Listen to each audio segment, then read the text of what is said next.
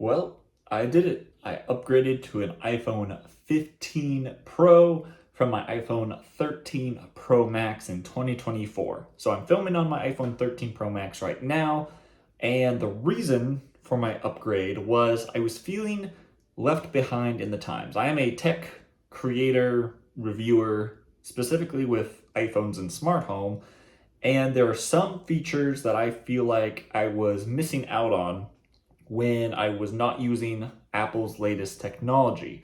Sometimes that's a strength, like when the standby mode came out on iPhones, where you just turn your phone sideways and it showed information if it's charging.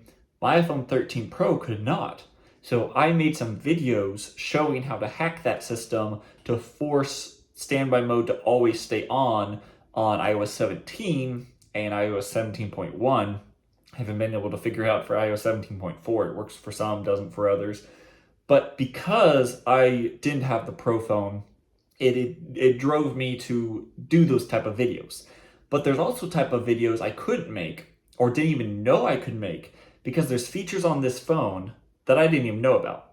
Like, did you know that you can set your battery to only charge up to 80% so that it's never fully swollen when you charge it overnight? It will just go to 80% and never pass that threshold unless you tell it to. That's to save the battery and help it last longer. On the iPhone 13 Pro Max, I didn't have that option. So I didn't even know it was a thing. And I watched a video of someone showing that feature and I was like, oh, that's a cool feature. I want to turn that on my iPhone 13 Pro Max to help save its battery life. And it's not there. So that's the main reason. And also, I just wanted a slightly smaller phone. The iPhone 13 Pro Max is amazing in every way, but there's just some times when you're just holding it kind of weird. You're laying on your side or on your back and whatever, and you're just holding it in one hand. It gets heavy. So I thought switching to just the Pro, not the Pro Max of the 15. It's titanium, so it's slightly lighter than stainless steel. And that has been absolutely amazing. Going back to a smaller phone, these phones are still pretty big, has been pretty good.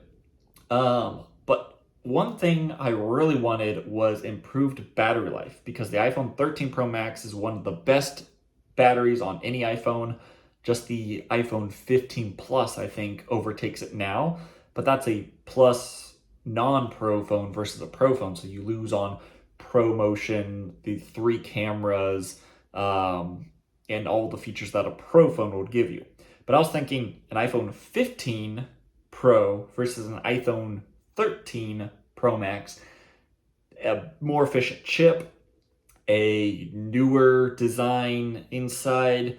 I assumed it would be as good as a 13 Pro Max with an 80% degraded battery. So my iPhone 13 Pro Max, I haven't changed the battery out. It would be like $90 to $100 to change it out. And I did consider that, but with the reasons before where I needed an upgrade anyway, I was like, okay, my iPhone 13 Pro Max has about an 82% health battery, and it's lasting a full day, but barely. Like it's at 20% at like 8 or 9 o'clock p.m.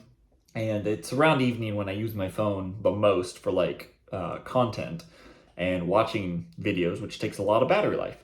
So I was like, okay, iPhone 15 Pro Max, no, Pro, not Pro Max. That will be back to, I'll have 40% by the end of the day, 30% maybe if I'm a power user. And sad to say, I had some battery anxiety with this phone.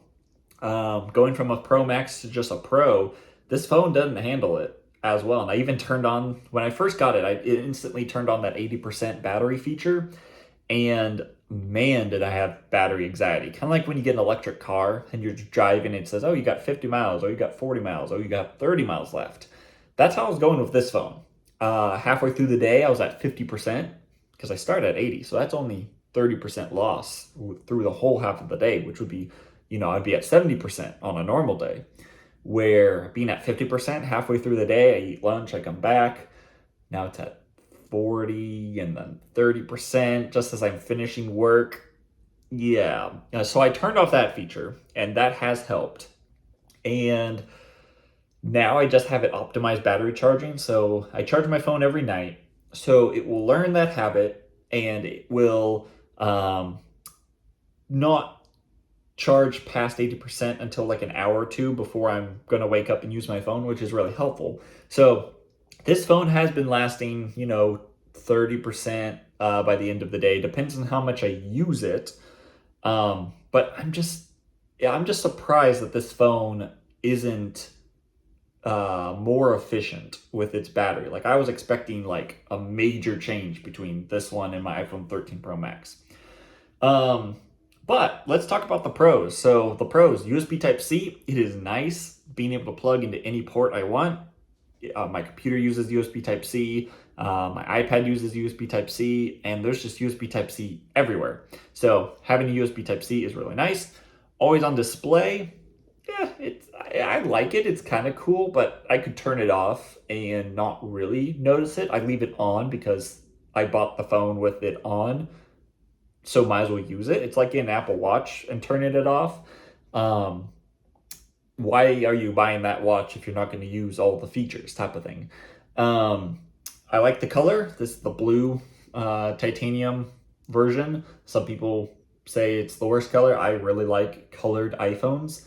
Um, Dynamic Island, have not noticed it whatsoever. Has not improved my life at all. The action button, also have not used it. I've mapped it to turn on and off any lights of the room that I'm in. Just a menu will pop up and it will ask me what room do I want to toggle.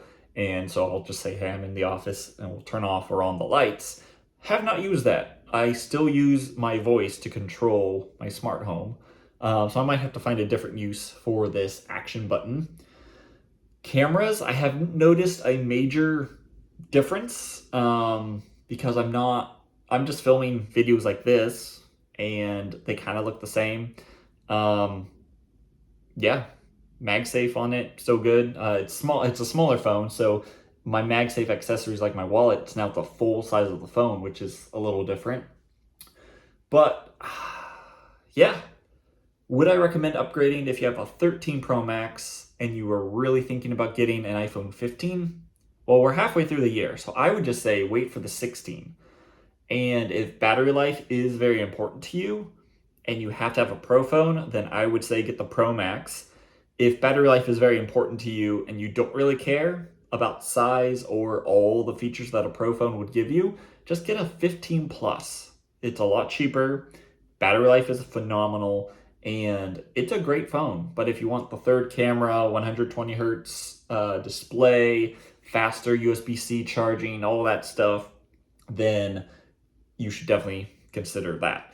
But anyway, I am quite happy overall with this upgrade, but it hasn't been a game changer. Yes, I can now make content for YouTube, and that's more, on the upgraded software and all the features that iOS 17 point, what are we at, 0.4 right now as of this video.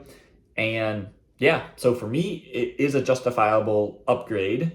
But for you, if you have something like an iPhone 13 and newer, I would wait for the 16 just to see what that has. So hopefully better battery life and yeah, we'll see. But anyway, just wanted to share with this with you guys, and yeah, I'll be making more content around iPhone 15s and the software that it allows. But yeah, so that's my 2 cents. See you in the next video. Bye.